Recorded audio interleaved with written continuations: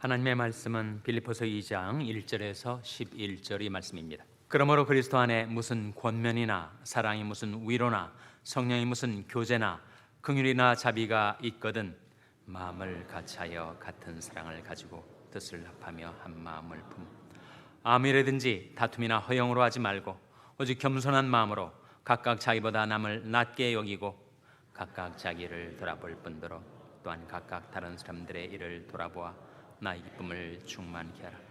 너희 안에 이 마음을 품으라. 곧 그리스도 예수의 마음이니 그는 근본 하나님의 본체시나 하나님과 동등됨을 취할 것으로 여기지 아니하시고 오히려 자기를 비워 종의 형체를 가져 사람들과 같이 되었고 사람의 모양으로 나타나셨음에 자기를 낮추시고 죽기까지 복종하셨으니 곧 십자가에 죽으심이라. 이러므로 하나님이 그를 지극히 높여 모든 이름 위에 뛰어난 이름을 주사 하늘에 있는 자들과 땅 아래에 있는 자들과 땅 아래에 있는 자들로 모든 무릎을 예수 이름에 꿇게 하시고 다 같이 읽으시겠습니다. 모든 입으로 예수 그리스도를 주라 신하여 하나님 아버지께 영광을 돌리게 하셨느니라. 아멘. 할렐루야. 서로의 평강의 복을 기원하는 마음으로 샬롬 인사 나누시기 바랍니다. 샬롬. 샬롬. 오늘 우리 할렐루야 찬양대가 예수님이 누구이신지를 찬송을 통해서 우리에게 증거하고 주님을 높여드렸습니다. 이러므로 우리가 예수로 말미암아 항상 찬미 제사를 하나님께 드리자. 이는 그 이름을 증거하는 입술의 열매니라. 우리 찬송은 예수가 누구이신지 하나님이 누구이신가를 증거해서 하나님께 영광을 돌리고 우리에게 은혜를 끼치는 것인데 오늘도 우리 할렐루야 찬양대가 귀한 사역을 잘 감당하셨습니다. 복음의 핵심은 십자가입니다. 십자가를 통해서 하나님의 사랑이 나타났죠. 십자가를 가능케 했었던 것은 하나님의 사랑이었습니다. 여러분 성경 전체에서 복음의 집약, 복음의 요약이라고 할 수 있는 한 구절 성경에서 제일 잘 알려져 있는 구절이 있습니다. 그것이 뭘까요? 바로 요한복음 3장 16절 아닙니까? 하나님이 세상을 이처럼 사랑하사 독생자를 주셨으니 이는 저를 믿는 자마다 멸망치 않고 영생을 얻게 하려 하심이니라. 십자가를 가능케 했었던 것은 하나님의 사랑이었죠. 십자가를 통해서 우리에게 하나님의 사랑을 확증하셨습니다. 우리가 아직 죄인 되었을 때 그리스도께서 우리를 위하여 죽으심으로 하나님께서 우리에게 대한 자기 사랑을 확증하셨느니라. 사랑은 여기 있으니 우리가 하나님을 사랑하는 것이 아니요 오직 하나님이 우리를 사랑하사 우리 죄를 위하여 화목제로 그 아들을 보내셨음이니라. 그래서 십자가를 가능케 했었던 것은 우리에 대한 하나님의 사랑이셨습니다. 그런데 예수님은 어떻게 그 쓰리고 아픈 십자가를 지실 수 있었을까? 정말 치욕스럽고 모욕적인 그 십자가를 어떻게 끝내 지실 수가 있었을까? 주님이 십자가를 지신 그 동기와 동인이 무엇일까? 저는 세 가지라고 성경을 통해서 이해하고 있습니다. 첫째는 하나님 아버지께 대한 충성이었죠. 아버지께서 내게 하라고 주신 일을 내가 이루어 아버지를 이 세상에서 영화롭게 하였사오니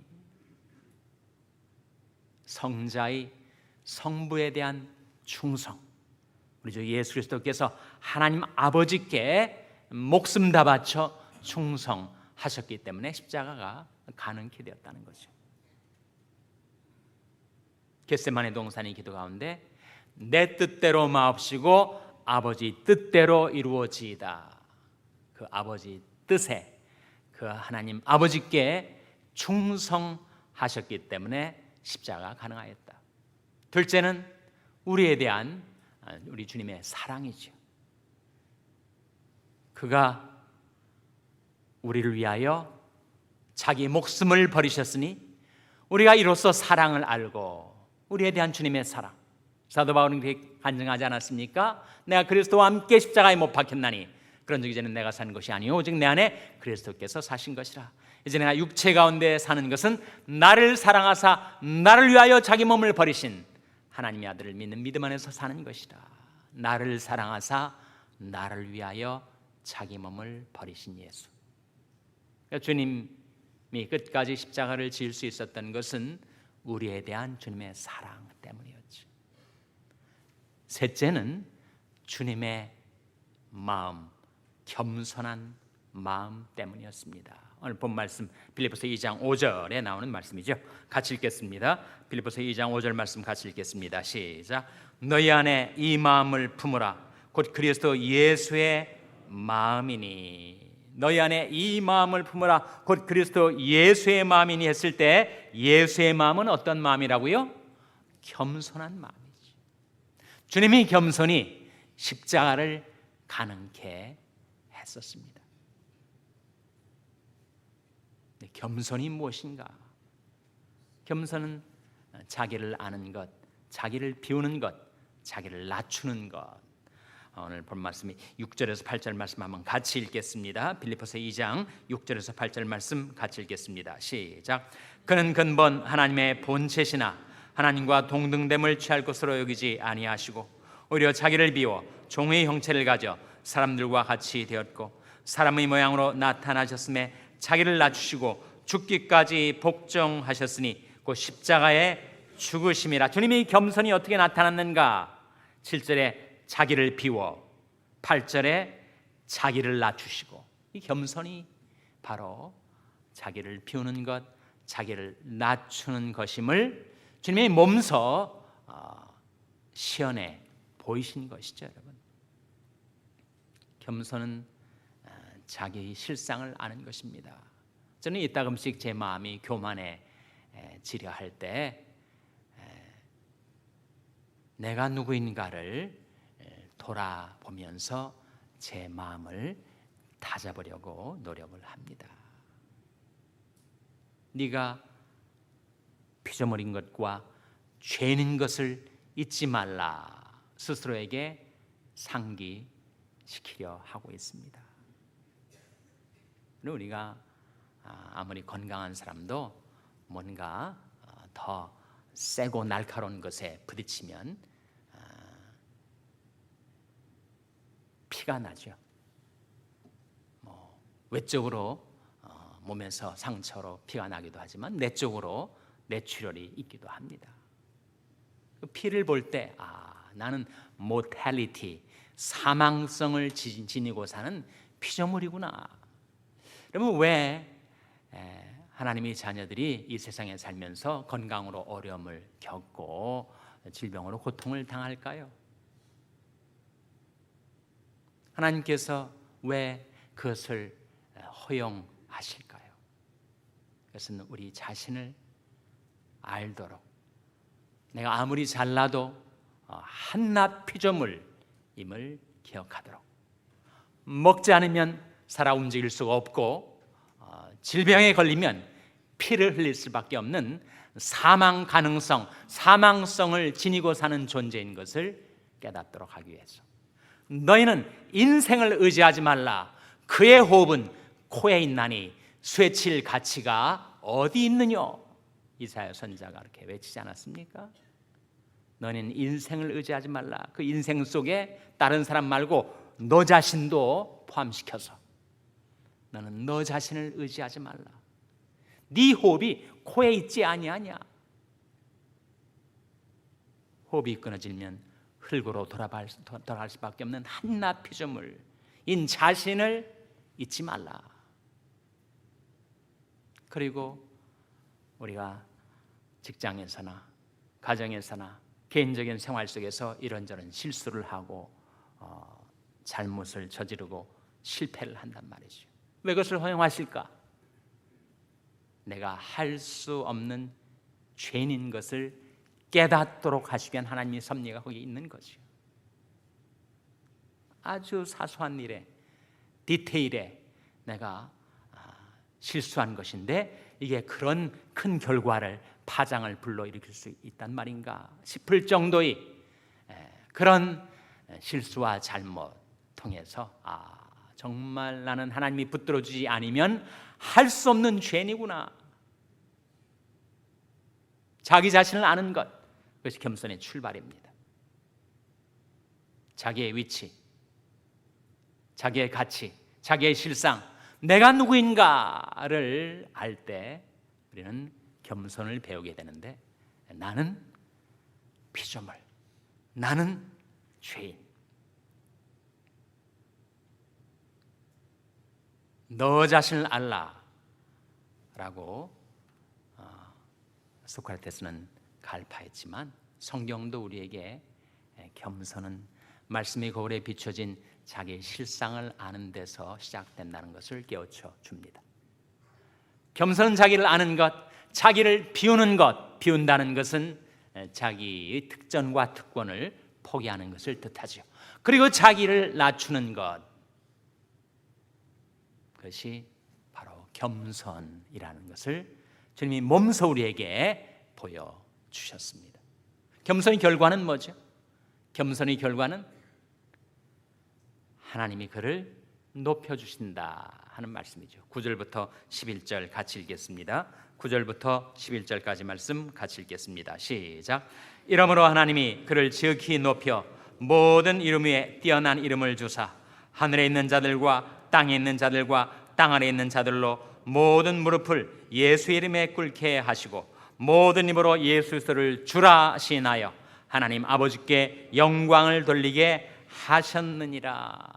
주님께서 자기를 비우시고 낮추셨더니, 그래서 십자가에 죽기까지 겸손을 실천하셨더니 어떤 결과가 주어졌는가?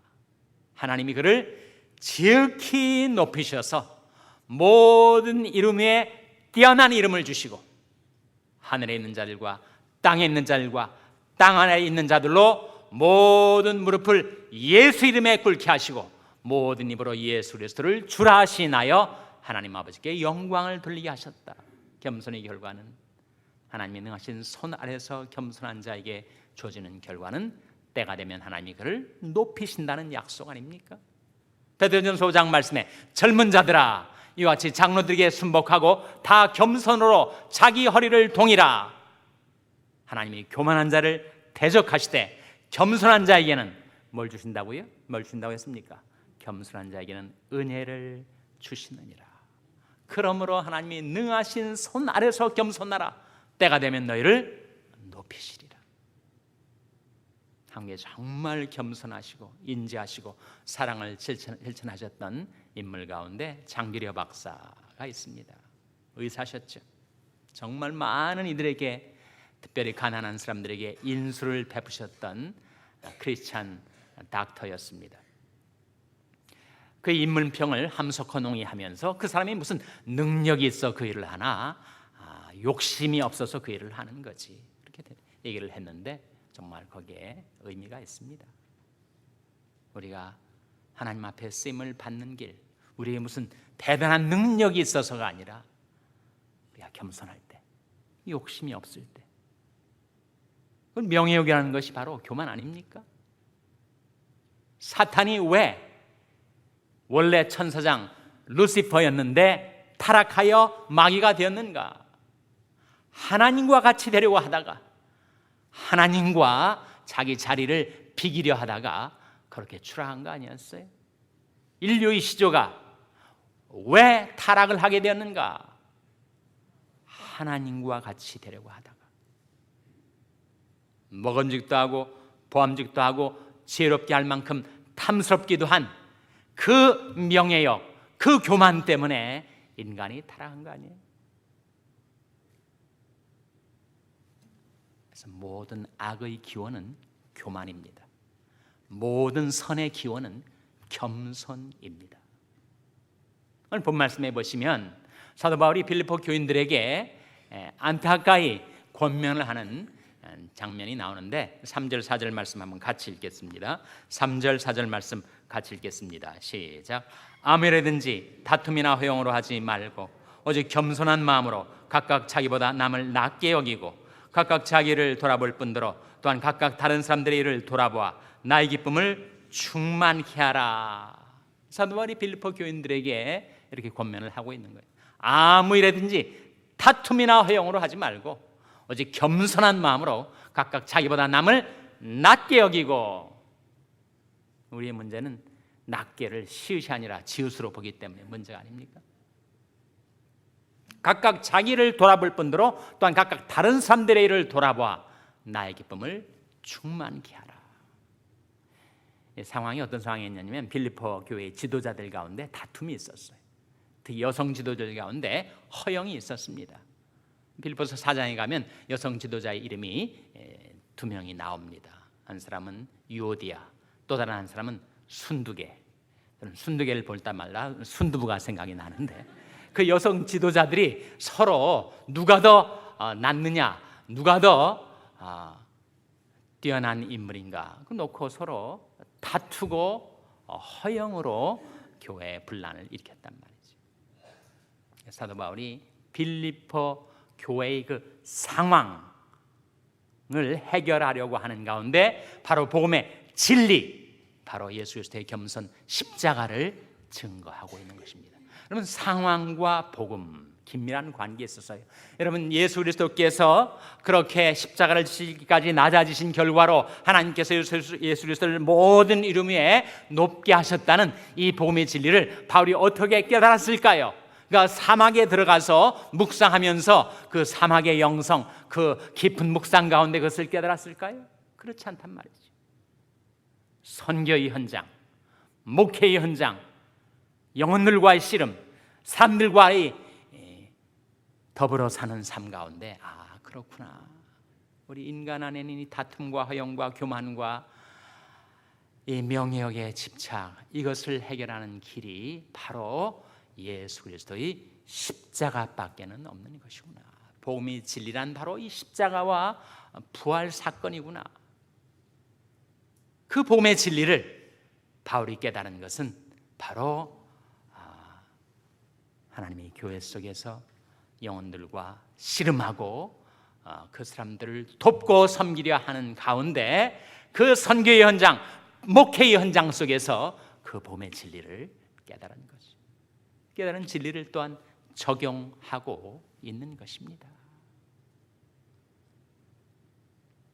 함께 더불어 신앙생활을 하다 보면 상처도 받고 실망도 느끼고 괴로움도 당하고, 그렇지만 하나님은 뭐라고 우리에게 말씀하시는가? 서로 돌아보아 사랑과 선행을 격려하며 모이기를 패하는 어떤 사람들의 습관과 같이 하지 말고 오직 권하여 그날이 가까움을 볼수록 더욱 그리하자. 우리가 무리에게서 스스로 나뉘어서 자기의 욕망을 따라 행하는 것은 지혜를 배척하는 것이다. 잠언 18장 1절에 나온 말씀 아닙니까? 무리에게서 스스로 나뉘는 자는 자기 사욕을 따르는 자라.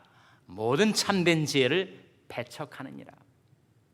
더불어 살아가는 삶이 결코 쉽지는 않지만 우리가 주님의 이름을 부르면서 주님을 섬겨 동고동락하는 교인들과의 관계 속에서 우리는 복음의 진리를 깨닫게 되는데, 바로 복음의 진리란 십자가와 부활이구나. 주님이 자기를 낮추셨더니 하나님이 주님을 높여주셨구나. 그러므로 하나님의 능하신 손 아래서 겸손하라. 때가 되면 너희를 높이시리라.